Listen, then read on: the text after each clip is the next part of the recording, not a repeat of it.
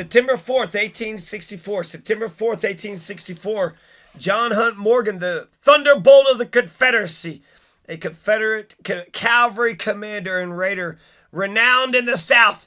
He attacked Germantown. He attacked that Germantown right there in, God, the Grips Rivers came in, and there was a Germantown that they had settled at right there next to Ellesmere. Ellesmere, what was that damn Germantown? Eventually got flooded, but it was like the first fire department and the first library and the first whole bunch of shit was right there. Oh, man. But John Hunt Morgan had attacked that city in northern Kentucky sometime around this time, 1864. September 4th, he's shot and killed in a federal raid in Greenville, Tennessee. So John Hunt Morgan is dead. John Hunt Morgan is dead. What was that damn city called? Yeah, I got all excited and into the Grips River family history, but I didn't have anybody to talk to about any of it. Yeah, they didn't give a shit. They had no intellectual curiosity, and they were like, "Oh, you're just trying to get your parents to love you." Maybe not. They're not impressed with any of it. Rebels and rebel sympathizers here are charging that the killing of the great Kentucky horse thief was an act of cold-blooded murder and that he was killed after he surrendered. What? The Confederate rebel that was a traitorous, a white supremacist, treasonous, traitorous pile of shit declaring war on America? And that he was killed after he surrendered. Okay, he was shot in the back, but how could he have surrendered if he's running away? So he hadn't surrendered. The facts are that he broke out of his bed without coat or pants, so he's just running around in his underwear. He was running at the time he was shot, making his way out of Mrs. Williams' yard and trying to fire back at his pursuers. Members of his staff, captured at the time, boasted that he had too much pluck to surrender when ordered. This we will move in due time, and even more than this. One thing is certain, Morgan is now in a prison that he can't bribe out of. Since the above, he broke out of prison like 2 times. He was a guerrilla fighter, so he didn't have like a regular army, but he was hired. The Confederates did use him, and he actually Gettysburg is like the highest on the Eastern Theater, but in the Western Theater, up in Ohio, it was John Hunt Morgan. John Hunt Morgan got farther north than anybody else in the Western Theater. So they had to scare the Buckeyes. What? They're in our state? I thought we were just going to fight in their country. They brought the war home. They brought the war home. Like the Weather Underground headquarters, United States Forces, Bulls Gap, Tennessee, September 9th, 1864. Reverend W.G. Brownlow, the commanding general, directs me for publication. Headquarters, U.S. Forces, Bulls Gap, September 3rd, 1864, Tennessee. It's been stated that General John H. Morgan, late of the Confederate Army, was killed by our forces in Greenville, Tennessee, after he had surrendered in direct violation of the rules of war. You will confer a personal favor upon myself and be doing an act of justice to this command by stating what you know to be the facts connected with the killing of the general. I am, Captain, very respectively, your obedient servant, O.C. French. In answer, let's see, somebody's answering, right? J.T. Rogers or something. In answer to your communication relative to the surrender and killing of the late General John H. Morgan, I must say that I was with General Morgan.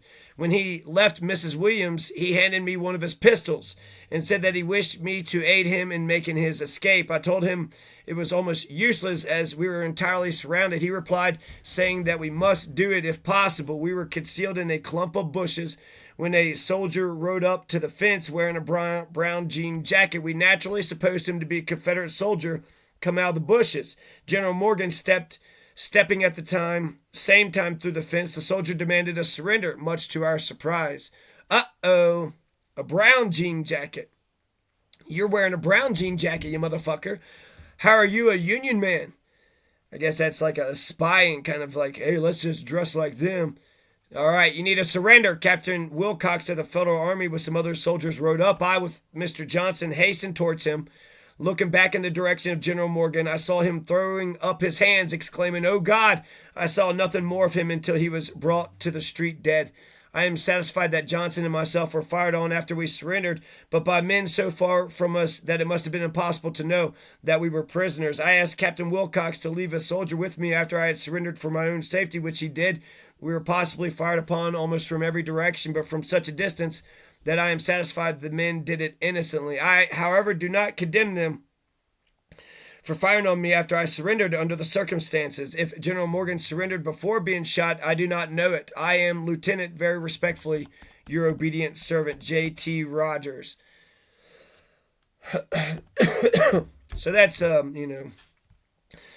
some New York Times there for you. This was likely the first Ingerton heard about Morgan specifically being in the area, but Ingerton took the man at his word, called upon Captain Christopher C. Wilcox of Company G, ordering him to take his company and Northington's company, one, and dash into town surrounding the Williamses' residence and bring Morgan out dead or alive.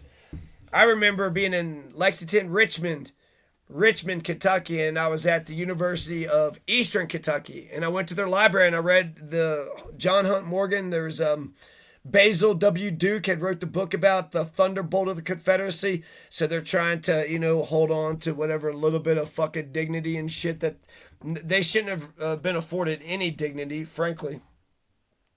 But you got this John Hunt Morgan, right, is going to get killed September 4th, 1864. Surround the Williams' residence, bring Morgan out dead or alive. The two companies under the command of Captain Wilcox rode into town. This is Wikipedia.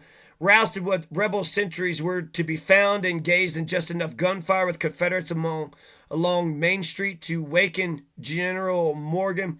As Union soldiers entered the Williams' property, they spotted a man clad in a white shirt and trousers. I thought he didn't have pants on. Near the summer house, as they raced towards him, he fired his pistols at them and dashed into the vineyard bordering Depot Street. Morgan was dashing through the grape arbor toward a hotel when Private Andrew Campbell caught up with his group of three. Of two officers with Morgan in the shrubbery, one surrendered and one caught a loose horse and was able to escape. In any case, despite Campbell's repeated demands that he halt, one surrendered and the other one ran away. Morgan failed to comply and kept on running. Halt! Halt! I mean, it is pretty cowardly to shoot a man in the back, but it's a fucking war. It's a fucking war. What are you talking about? So if it was just one man and another man, and he just, had beef with him or wanted to rob him or something, you shoot him in the back. The guy was trying to get away, but he's shooting at him as he's trying to get away. So it's not like he's just running away without trying to harm anybody. And what about the surrender? He tried to surrender. He had his hands up. He got shot in the back like he's the biggest victim in the world. He's running while he's shooting. So he's, a bullet could have caught one of them just as easy. Private Campbell shot the man through the back, foiling his getaway, and it went through his heart. And John Hunt Morgan died on the spot. So he got shot in the back and the bullet goes through his heart. Only later did any of the Union men learn who Campbell had killed. They thought it was just a regular fucking Confederate piece of shit. Oh, that's just a rank and file Confederate piece of shit. Oh, wait a second. You've killed the best man in the Southern Confederacy. It's General Morgan. You killed the best man in the Southern Confederacy. Morgan's body was returned to Kentucky. He was buried in Lexington Cemetery. There's the longest time you had John Hunt Morgan on a horse. And that was a statue right there in the middle of Lexington. You also had goddamn Rupp Arena. Adolph Rupp was the last university to do integration. So there's a movie that was made basically about Adolph Rupp. He had the thoroughbred racing, right? So just thoroughbred racing, just run the men like horses. So that's not, the smartest fucking thing. It's interesting. But Adolph Rupp was the biggest white supremacist you could ever fucking find on the planet. When it comes to the integration of, universities, he was the last person to do so. And then he finally played a black team and then wound up losing. And no big shocker there, right? Jesus Christ, no wonder he didn't want to have black folks in basketball league. Well, that's not fair. Well, they're genetically superior. I mean, it's not fair. We got little everything. It's just not fair. You're going to let the black man play, baseball next and golf next? Are you going to let him vote too? You're going to let him get in politics? Calm down there, you mutated albino. Calm down. You are an African man. You came from the African bloodline. So you're black too. You're black too. All right, John Hunt Morgan.